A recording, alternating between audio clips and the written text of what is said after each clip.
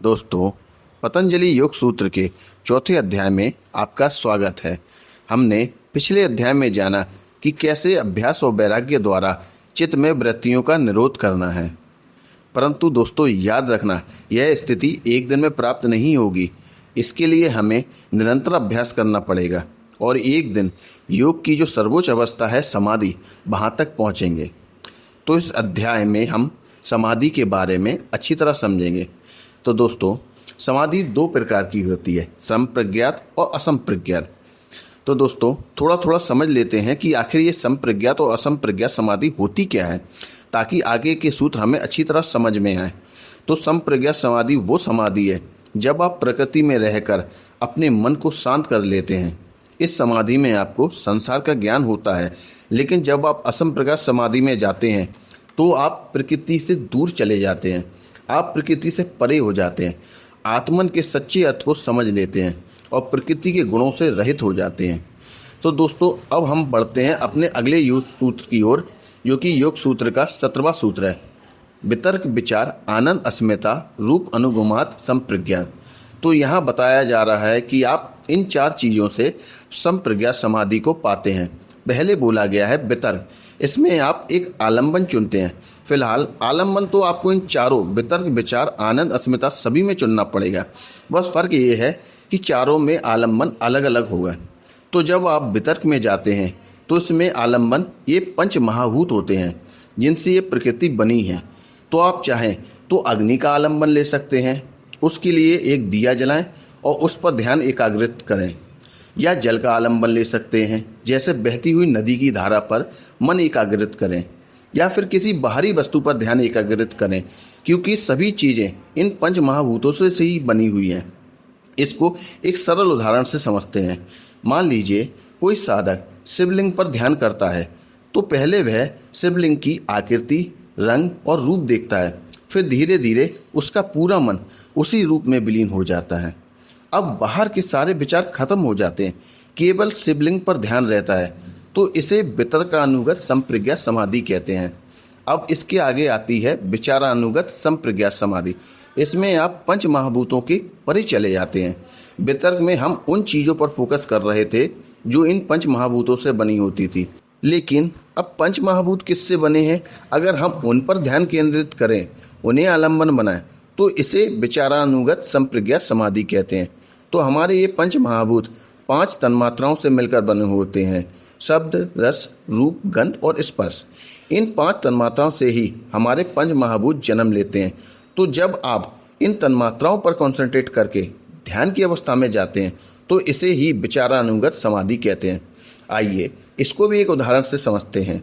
मान लीजिए कोई साधक ओम का जप करता है, तो पहले वह ओम का उच्चारण सुनता है और अनुभव करता है, फिर उसका मन इस ध्वनि की गहराई में उतरने लगता है, और फिर जब उसका ध्यान ध्वनि से हटकर ब्रह्मांड के कंपन पर टिक जाता है, तब ही उसे समाधि का अनुभव होता है, और इसी को विचारानुगत संप्रज्ञात समाधि कहते हैं।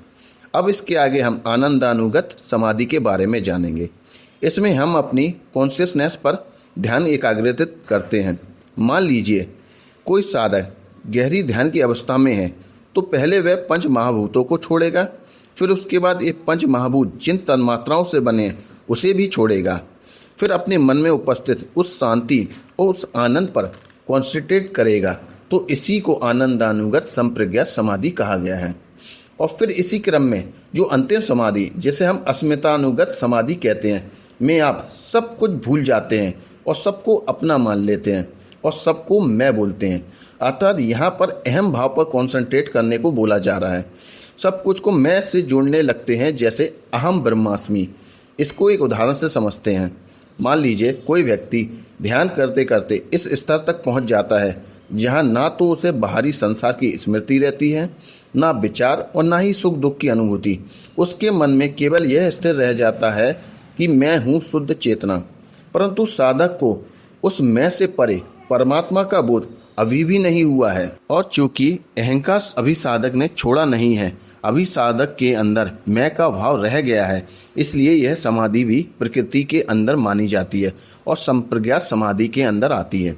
तो यह पहली प्रक्रिया है जब आप साधना को आरंभ करते हैं तो शुरुआत में आपको मन की चंचलता के कारण आलंबन बनाना पड़ता है या चुनना पड़ता है, और जब आप दीर्घ काल तक अभ्यास करते हैं तो आपको आलंबन की जरूरत नहीं पड़ती, और फिर जो समाधि लगती है उसे ही असंप्रज्ञात समाधि कहते हैं, जिसके विषय में अगले योग सूत्र में बताया गया है, जो कहता है विराम प्रत्यय अभ्यास पूर्व संस्कार शेषो अन्य। तो यहाँ विराम का अर्थ हुआ आपके अंदर वृत्तियों का निरोध हो गया है। अब आपके अंदर विचार जन्म नहीं ले रहे हैं, अर्थात आपने ऐसी स्थिति प्राप्त कर ली है। पर ये स्थिति तभी प्राप्त होती है जब आप संप्रज्ञात समाधि को सिद्ध कर लेते हैं, वितर्क विचार आनंद अस्मिता के द्वारा। अब विराम आ गया है, अब आपके अंदर वृत्तियों का निरोध हो गया है। फिर बोला गया है प्रत्यय, जिसका अर्थ हुआ यथार्थ ज्ञान, अर्थात आपने अभ्यास और वैराग्य के ज्ञान द्वारा या इनकी सहायता से विराम को प्राप्त कर लिया है। फिर आगे बोला गया है अभ्यास, अर्थात विराम का भी अभ्यास, कि कोई भी वृत्ति हमारे अंदर पैदा नहीं हो रही है, तो इस अवस्था में लंबे समय तक रहना विराम का अभ्यास कहलाता है। तो जिस साधना से आप विराम को पाते हैं उस साधना का आपने लगातार अभ्यास शुरू कर दिया तो हमारे अंदर वृत्ति खत्म हो जाती है, हम शून्यता को प्राप्त कर लेते हैं। परंतु इसके अलावा कुछ वृत्तियां ऐसी होती हैं जो स्मृति के रूप में हमारे अंदर स्टोर रहती हैं, जिसका जिक्र हमने अध्याय 2 में भी किया था, जिन्हें हम सेकेंडरी थॉट वेव्स भी कहते हैं, जो वहाँ से नहीं आती हैं, वो हमारे अंदर ही होती हैं, जिन्हें हम संस्कार कहते हैं। तो इसलिए आगे बोला जा रहा है पूर्व संस्कार शेषो अन्य। यहाँ अन्य मतलब संप्रज्ञात समाधि से अन्य, अर्थात असंप्रज्ञात समाधि के बारे में बोला जा रहा है।